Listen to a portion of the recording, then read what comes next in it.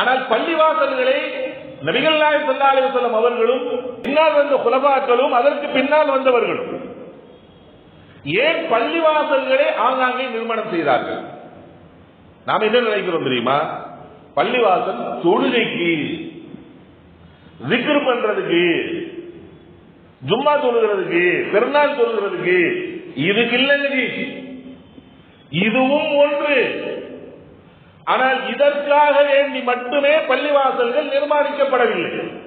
அதற்கு சான்று என்ன தெரியுமா? நபி ஸல்லல்லாஹு அலைஹி வஸல்லம் அவர்கள் மதீனாவுக்குள் வந்தவுடனே அவர்கள் நிர்மாணித்த, அவர்கள் தங்களது கடைசி காலகட்டம் வரைக்கும் எந்த பள்ளியில் தங்களது வாழ்நாளை செலவிட்டார்களோ அந்த மஸ்ஜிதுன் நபவியை நபிகள் நாயகம் ஸல்லல்லாஹு அலைஹி வஸல்லம் அவர்கள் வெறுமனே தொழுகைக்கும், zikruக்கும், குர்ஆன் ஓதுவதற்கும், பெருநாள் தொழுகைக்காக மட்டும்தான் அதை பயன்படுத்தினார்கள் என்று நம்மால் சொல்ல முடியுமா?